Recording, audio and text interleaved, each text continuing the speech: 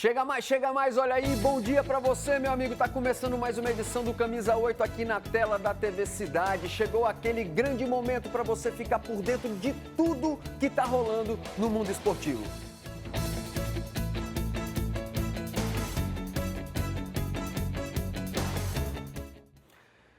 E eu já começo o programa de hoje trazendo um alerta pra você. Você é daquelas pessoas que toma suplementação alimentar de tudo quanto é tipo, com a intenção de se sentir melhor, com mais vigor físico? Muito cuidado, porque você pode estar ingerindo principalmente a quantidade errada. Os médicos alertam: tomar esse suplemento sem orientação pode trazer riscos à sua saúde. Todo dia é assim. A Thelma começa a rotina com um comprimido. Todos, é memória, osso, cabelo, unha. São 8 tipos de suplementos comprados sem prescrição médica. Passo na farmácia, eu vou olhando, oba, aí vou comprando. Aí eu leio, vou me aprofundando, porque eu sou curiosa. Muitos brasileiros aderiram à suplementação alimentar e de medicamentos. As vendas de multivitamínicos têm crescido. Este ano já foram comercializadas 370 mil unidades no país. Quando eu sinto minha imunidade baixa, eu compro as vitaminas, né? Fui no médico esses dias, me passou a B12 com receita e eu comprei. Agora sem, não tem a necessidade de eu ir lá e comprar. Nas prateleiras não faltam opções. Os suplementos prometem mais energia, foco, memória e imunidade.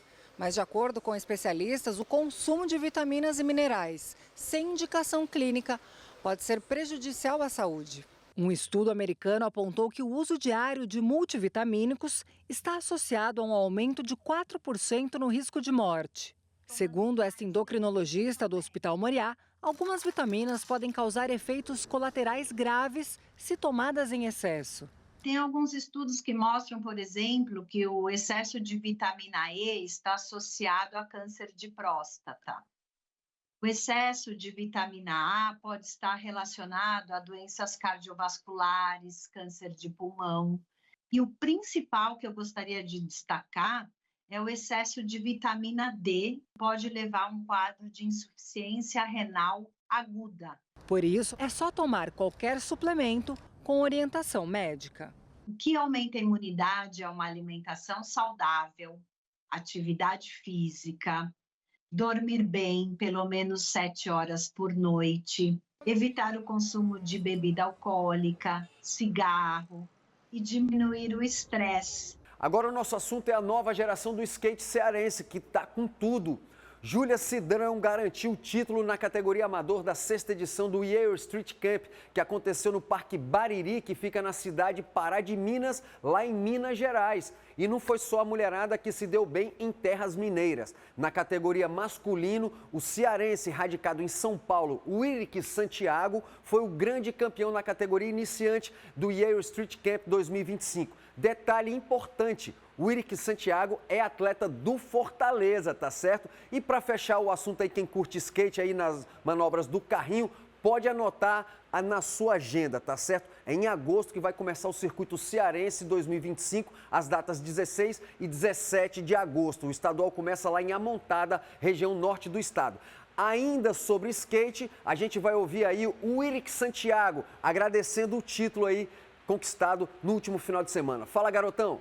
Pessoal, eu fui campeão do Yale Street Camp 2025. Eu queria agradecer primeiramente a Deus e os meus treinadores, o René Souza, o Diego e o Ricardo Tomate. Muito obrigado, tamo junto. Isso aí, parabéns, garotão, tá brilhando aí, essa é a nova geração do skate cearense.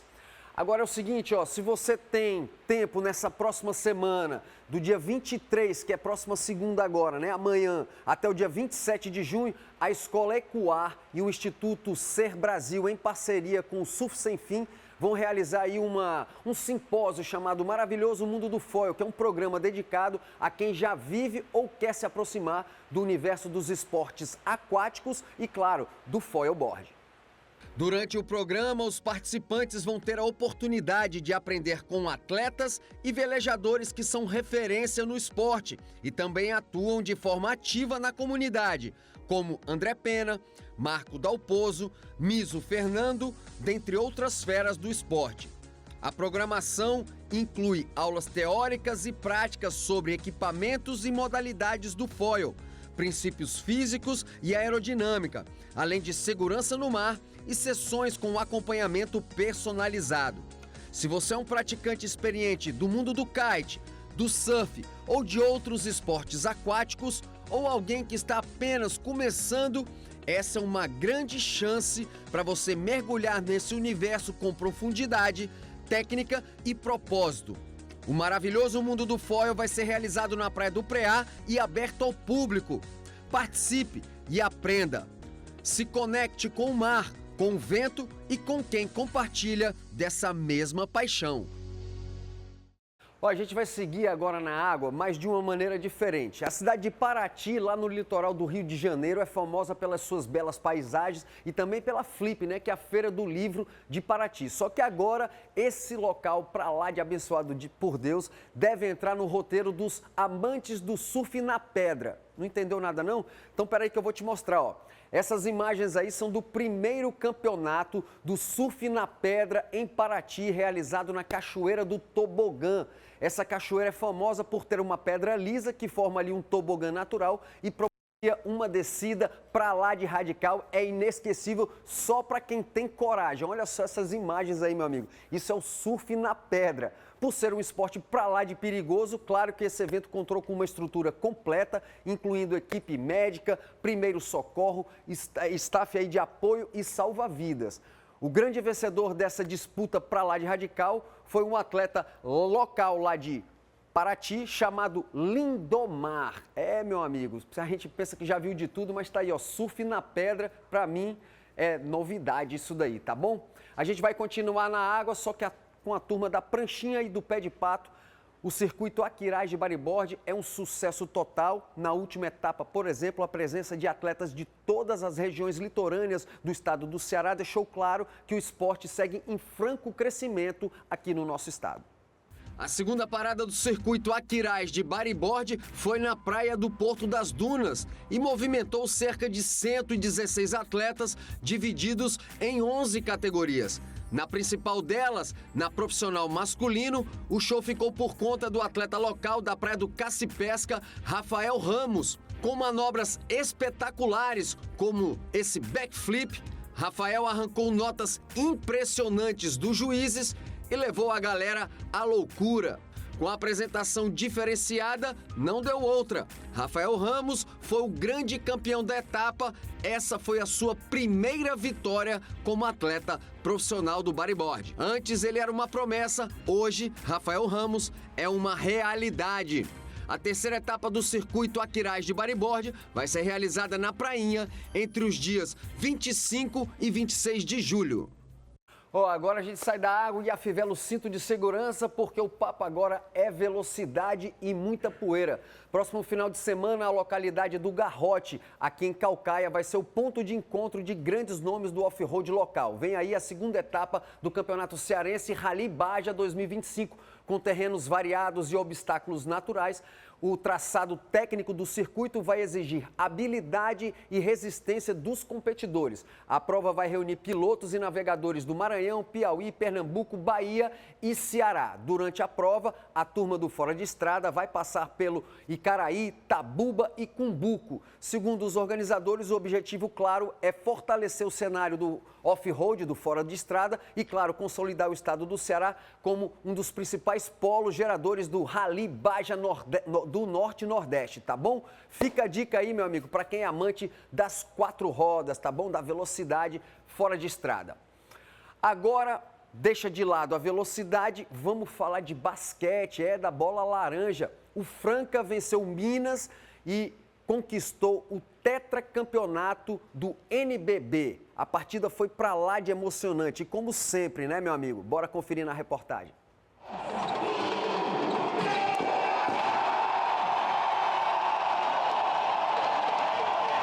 O grito de é campeão Uma cena que o torcedor francano já se acostumou. Afinal, são 4 anos consecutivos levantando a taça do NBB. 2022, 23, 24 e agora 2025.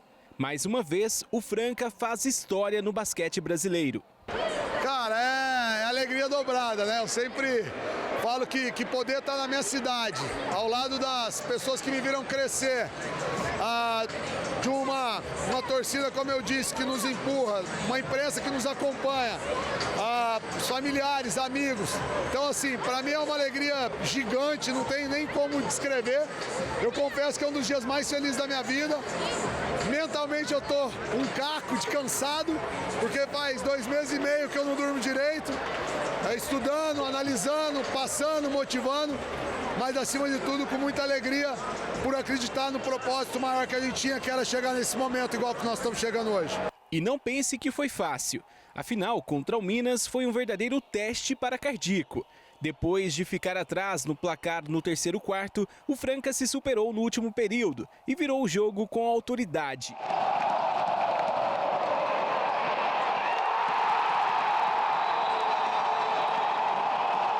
Com o último quarto arrasador, 21-4 no placar parcial, o time mostrou força coletiva e experiência. Destaques para Lucas Dias, David Jackson e o argentino Corvalán, além de Didi Lousada, que incendiou a partida.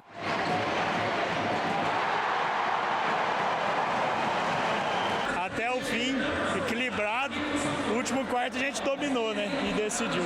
Foi emoção de minuto a minuto, mas com o Corvalán aparecendo, com o David Jackson aparecendo, era questão de tempo que íamos ganhar.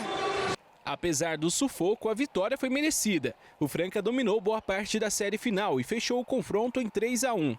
A festa foi completa no Pedrocão, que pulsou mais de 5.000 torcedores.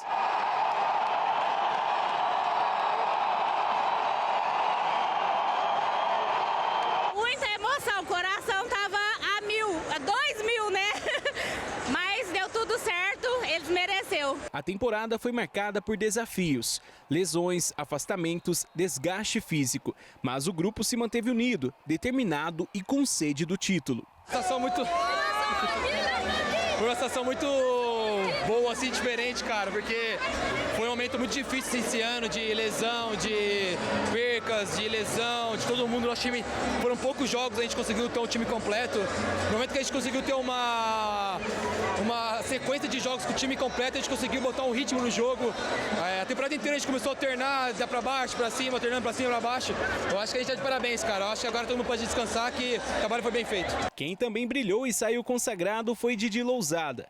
De volta ao time que o revelou, o armador foi eleito MVP das finais, ou seja, o jogador mais valioso da decisão, depois de um duplo decisivo na partida do título.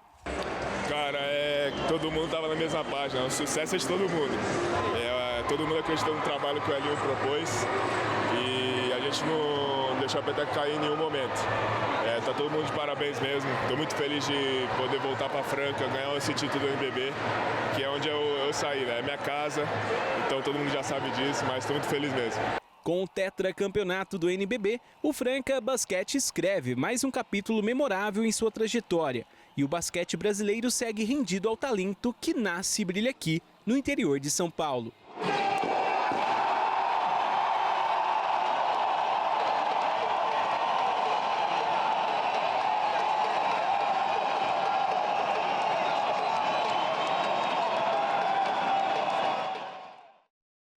Parabéns aí ao pessoal do Franca, né? Tetracampeão do NBB.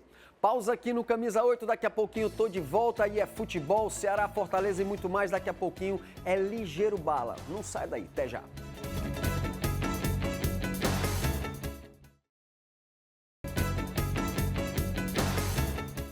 De volta com a sequência aqui do Camisa 8, agora a gente vai lá para o velho continente, porque na Espanha, 4 torcedores do Atlético de Madrid foram condenados por pendurar um boneco do brasileiro Vinícius Júnior numa ponte simulando um enforcamento. Isso aconteceu antes de um clássico contra o Real Madrid.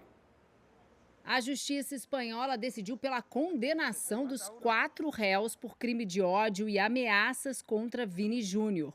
Os torcedores do Atlético de Madrid foram considerados culpados por pendurar um boneco com a camisa do atacante do Real Madrid enforcado numa ponte em janeiro de 2023. Um dos acusados foi condenado a 1 ano e 10 meses de detenção, além de multa equivalente a quase R$7 mil. Os outros 3 foram condenados a 7 meses de prisão e multa de R$ 4.500. Apesar da decisão, os 4 não vão ficar presos. O fato deles terem escrito uma carta de desculpas ao jogador e aos organizadores da Liga Espanhola atenuou a pena. Os torcedores também estão proibidos de frequentarem estádios e vão participar de programas educativos sobre discriminação. Essa foi a terceira decisão da Justiça da Espanha a favor de Vinícius Júnior em casos de racismo. O brasileiro, que está nos Estados Unidos para a disputa da Copa do Mundo de Clubes, não se pronunciou até o momento. A Liga Espanhola de Futebol reforçou o compromisso de erradicar qualquer forma de racismo. Brasileirão tá parado devido à Copa do Mundo de Clubes da FIFA, que tá rolando lá no United States, né, na terra do tio Sam. A bola só volta a rolar aqui no Brasileirão no dia 13 de julho. Até lá, o período de 100 jogos é a oportunidade ideal para os times da Série A arrumarem a casa para a sequência da competição. Jogadores de 16 times brasileiros estarão de férias pelas próximas 2 semanas. E antes que o torcedor reclame, essa pausa é obrigatória por lei. Momento para os atletas descansarem, refletirem e se recuperarem. Um longo período também, eu acho que é um momento onde todo mundo, precisa esfriar um pouco a cabeça também. Vamos ter bastante tempo para treinar também. A pausa no Brasileirão também vai servir para os clubes contratarem. Eu acho que nós estamos e estaremos sempre atentos ao mercado. Não fico aqui a todo momento e nem é meu perfil de fazer isso, apenas internamente converso aquilo que sentimos como necessidade da equipe. Será o momento de reavaliar trabalhos. O que mais aconteceu até aqui? Foram 8 técnicos demitidos em 12 rodadas. Se o campeonato terminasse hoje, o Flamengo seria campeão. Cruzeiro, Bragantino e Palmeiras fechariam o G4. Já os rebaixados seriam Internacional, Fortaleza, Juventude e Sport. Mas claro que ainda tem muita bola para rolar e você vai curtir todos os detalhes aqui na tela da Record. Só atualizando, não são só 8, agora são 9, porque o São Paulo anunciou a demissão essa semana do técnico Zubeldia. Foi uma relação intensa, com direito a comemorações, vaias e muitos cartões. 32 amarelos e 3 vermelhos. Mas agora o argentino Luiz Zubeldia é passado no São Paulo.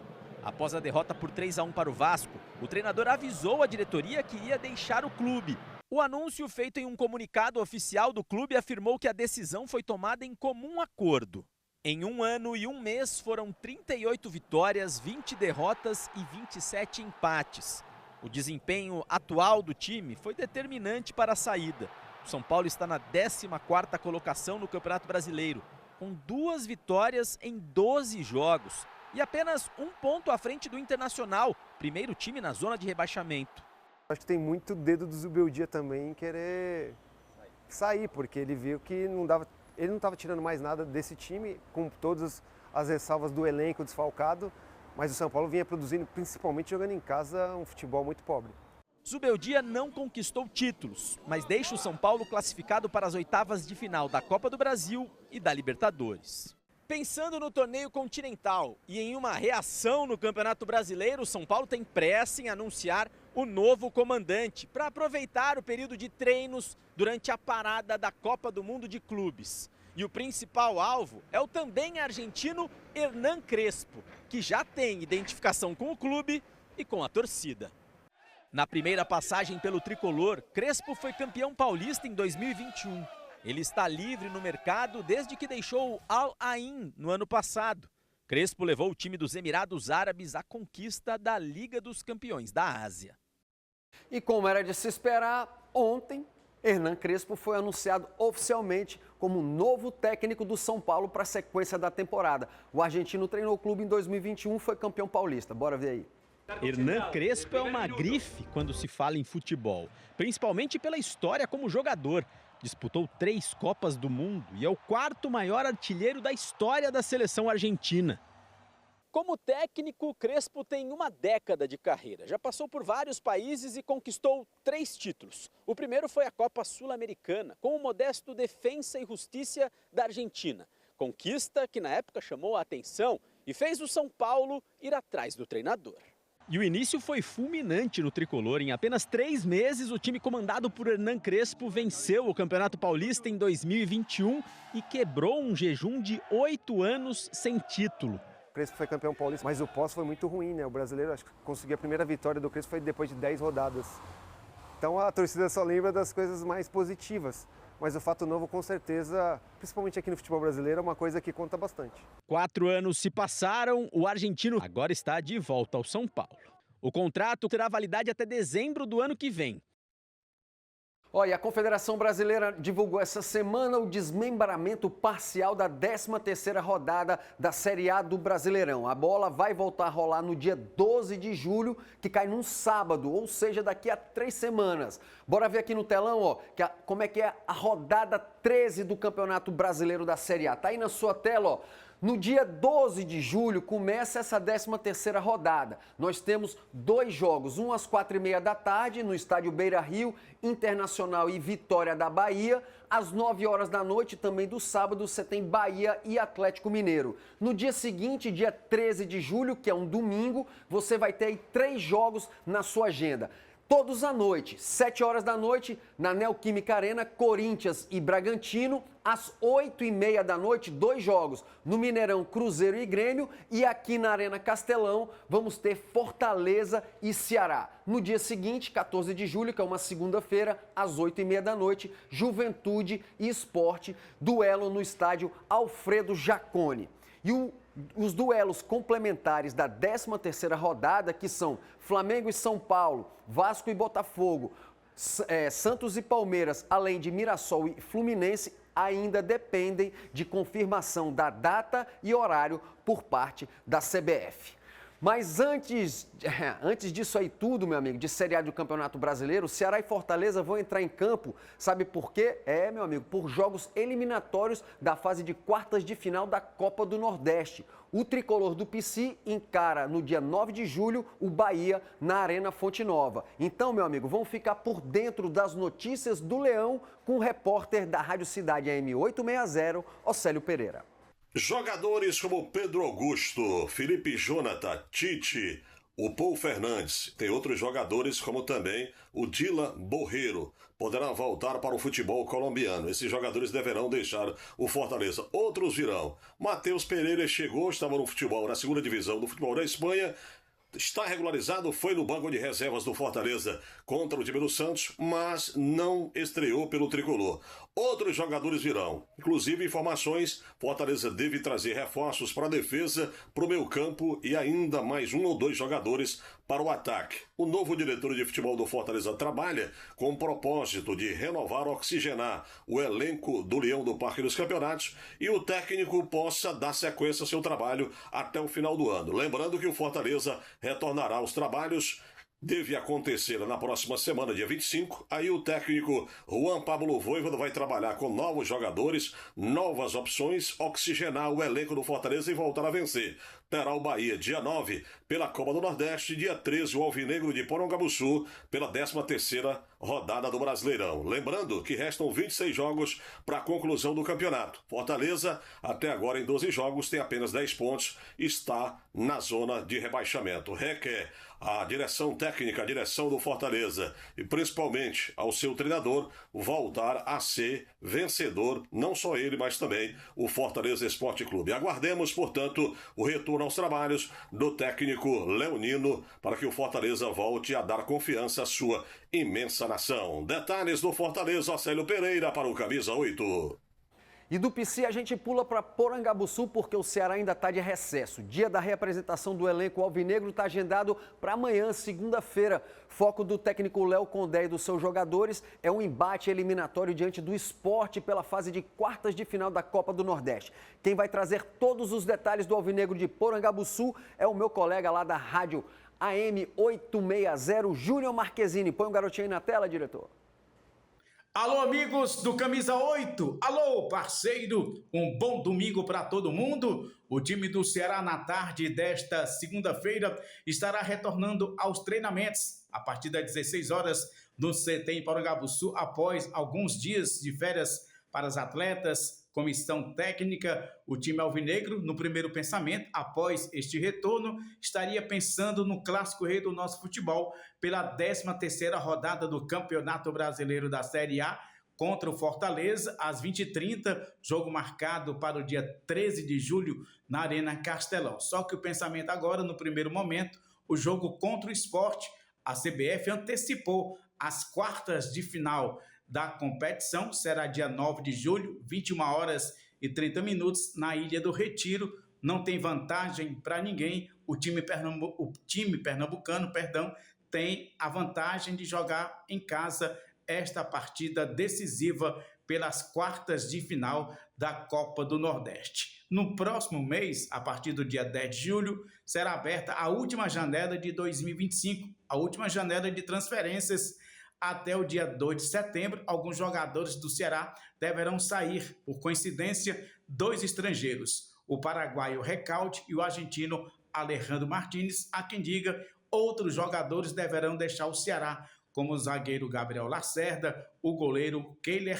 Vamos aguardar os acontecimentos. Se jogadores estarão saindo, é claro, o presidente do Ceará, João Paulo Silva, afirmou que jogadores deverão ser contratados nesta janela a partir do dia 10 de julho, e também ele assinou a renovação de contrato do argentino Lucas Mugni. Júnior Marquezine com os destaques do Ceará para o programa Camisa 8.